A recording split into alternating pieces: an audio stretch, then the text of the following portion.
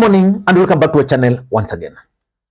And it is my hope and prayer that the video is going to find you guys in good health. Personally, I am fine, as you can see. Kisumu is fantastic. And maybe you could also let me know where you're watching the video from. The county or the country, in case you are out of the republic. Ladies and gentlemen, there was this story in the Standard newspaper yesterday. This story here. Don't trust Raila. That's the advice the National Intelligence Service gave President William Samoei Arap Ruto. I want us to analyze that advice from the NIS to Ruto. First of all, let us go through that article, just a few paragraphs, before we analyze it. Don't trust him. How NIS midwifed Raila Ruto power deal. Let us read some few paragraphs here. A warning by the National Intelligence Service that giving the opposition the National Assembly's majority leader's position would expose him to impeachment led to a strategic retreat by President William Ruto. The intelligence briefing, which followed Raila Odinga's unsuccessful bid for the African Union Commission chairmanship, came at a time when ODM was pushing for significant positions in both Parliament and the Executive.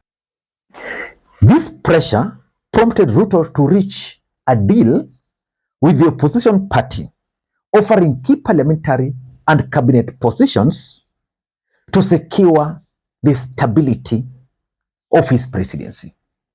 Are you getting it? Let's just read some part. And Raila is quoted.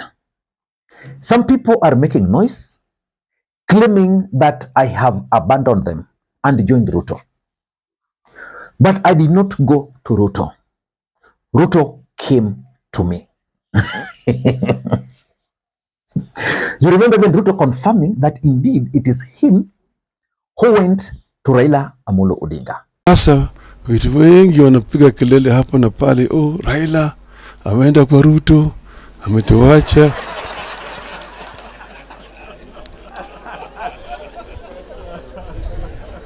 Mimi sijaenda kwa Ruto. Ruto amekuja kwangu.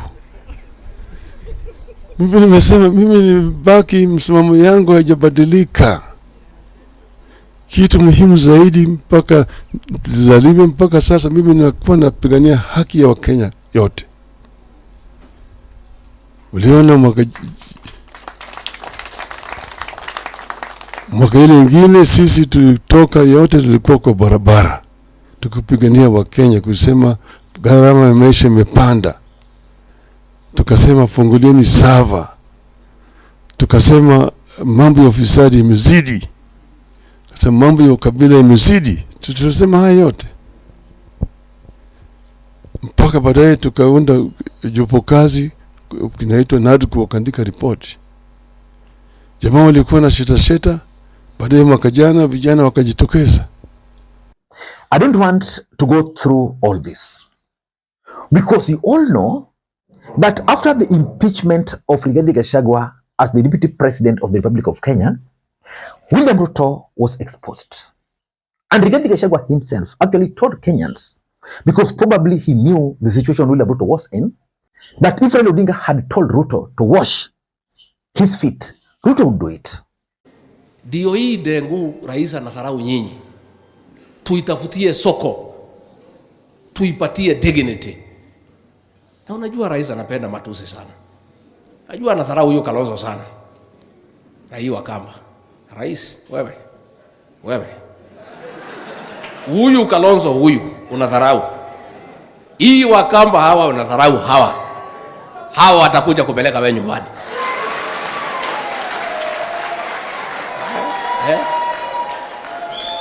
Sia alikuwa anadharau mimi ati ni mtu mdogo. Alikuwa amenidharau ati atanifukuza, wiki mbili nitasaulika. Nimechukua kila mtu alikuwa kwake. Sasa yeye ni minority katika Kenya. Sasa yeye vile niliondoa watu yangu, saa hii huyu Raila Odinga akimwambia Ruto amuoshe miguu atamuosha. because amekwama. Ni kama mgonjwa akiwa katika ICU ako kwa life support machine. Life support machine ya William Ruto today ni Raila Odinga. Ikizimwa kisha. And it is because yeye alitudharau, akifikiria sisi ni watu tu kawaida. Sasa yeye ni minority. Hii uchaguzi sisi tukiweka candidate yetu, hii mzee aunge mkono kama atamuunga mkono mwingine. But the biggest question is, why would the National Intelligence Service advise William Ruto not to trust Raila Odinga? That's exactly what I want us to analyze in this video. Before we do that, for those who are watching this channel for the first time, please take a second or two, click the subscribe button so that next time we produce a video like this, YouTube will automatically notify you. And to the subscribers, I want to continue thanking you guys for your continued support. Because without that support, this channel cannot be where it is. Ladies and gentlemen, I want us to go back to August 2022. In August 2022, Kenyans went to the polls and Wafula Chebukati declared William Ruto as the president-elect of the Republic of Kenya.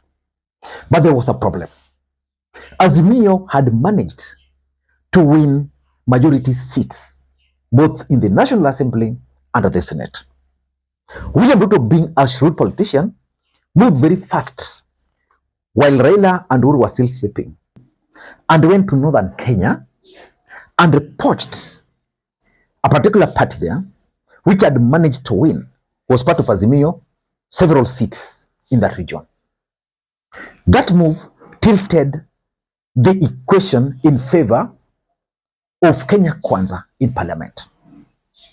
So William Ruto then ended up successfully managing to win the speaker seat. And the main reason why William Ruto went for that party is because William Ruto did not want a situation where Azimio were going to be declared the majority party. He moved very fast and won support of other political parties also. And having won the speaker seat, Wetangula played the ball along. And that's how Kimani Ichung'wah was nominated as the majority leader in the National Assembly. And that's how Ndindi Nyoro became the chair of the budget committee, because William Ruto didn't want those positions to go to the opposition. The members elected this house under the four parties have exercised their freedom of association under Article 36 of the Constitution. They have already migrated to the Kenya Kwanza Alliance both in writing and in action. The parties are already enjoying the benefits accruing from their membership of the Kenya Kwanza coalition. I don't agree with it. In line with the rules of natural justice, tenets of democracy, and established jurisprudence, I would wish to give notice that we shall be moving, Mr. Speaker, shall be moving you to review your decision. Once the Speaker makes a ruling such as the one I have made, is not subject to debate, it is not appealable, and it stands as it is. This is the capture of the executive. This is the capture of parliament by the executive. It has begun. It is for the first time a speaker in his place is removing members of parliament from one party to another party. He has become the registrar of political parties. He is the speaker of the National Assembly. He is law unto himself. KANU party, I want to categorically state that Honorable Kamket is not our party leader, neither is he the Secretary General of KANU party, so that he can come to purport to speak on its behalf, to come and say that he is a member, or KANU is a member of Kenya Kwanza. Azimio went to courts, and courts made a ruling just a few months ago. And in the court's ruling, they affirmed that Kenyans made a decision on the polling day on which coalition was the majority and which coalition was the minority. Was it yesterday or last week? Court also affirmed the same ruling, which means ideally, Junet Mohammed should be the majority leader. William Ruto was willing to give in to that demand. But I think from the advice from NIS, William Ruto said, okay, let me negotiate with Raila Odinga. So we saw Raila Odinga's allies being handed over key parliamentary positions, including that of the chair of the budget committee. So why would the National Intelligence Service advise William Ruto against trusting Raila Odinga? Number one is the impeachment. The truth of the matter is that William Ruto engineered the impeachment of his deputy, Rigathi Gachagua, and it was successful. Simple. Parliamentarians passed the impeachment, was taken to the Senate affirmed it. Rigathi Gachagua had no option but to go home. Now, with a majority leader in the National Assembly allied to Raila Odinga and having impeached Rigathi Gachagua, William Ruto was going to be exposed. So it meant that Junet Mohammed, working very closely with Raila Odinga, would push for impeachment motion in Parliament. And with the support of allies of Rigathi Gachagua, it was going to be possible for William Ruto to be impeached. That is why NIS told the president, please, what you are doing, stop it. Because with the time, you are becoming more unpopular. With the time, you are getting exposed. So Parliament can easily impeach you. With Kimani Ichung'wah, there is no way. With Kimani Ichung'wah as the majority leader and the speaker, there is no way that motion will see the light of the day in the National Assembly. You can't say that with Junet. The first thing they would do is to remove Wetangula. So that's number one. The second reason why NIS advised Ruto against that is because, as the majority leader is actually the leader of government business in the House. The truth of the matter is that the majority leader has two main roles in the National Assembly. He spearheads the legislative agenda of the largest party in Parliament. Now, the legislative agenda of Azimio in Parliament, if Azimio were united, and now with the support of Rigathi, what would be their legislative agenda? Their legislative agenda might actually be different from the president's legislative agenda, and therefore they can frustrate. So that's the first one. Number two, the majority leader is supposed to be the link between the government and the National Assembly. So we are in a situation where that link, the president comes from another party or a coalition, the majority leader comes from another party or a coalition. Then you expect them to be, you expect Junet, assuming we had that high octane politics, they were still not in cooperation. You Junet on that extreme side, William Ruto on this extreme side. Then you expect Junet to be the link between the government or the legislative arm and the National Assembly. It can't work. So the NIS told him, because the majority leader is supposed to be the link between the executive and the National Assembly, please don't. Because there was the high chance that they were going to frustrate that legislative agenda of the president in the National Assembly.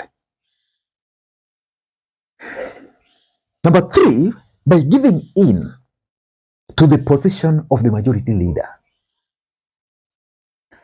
William Ruto was going to put the question about his legitimacy, his win.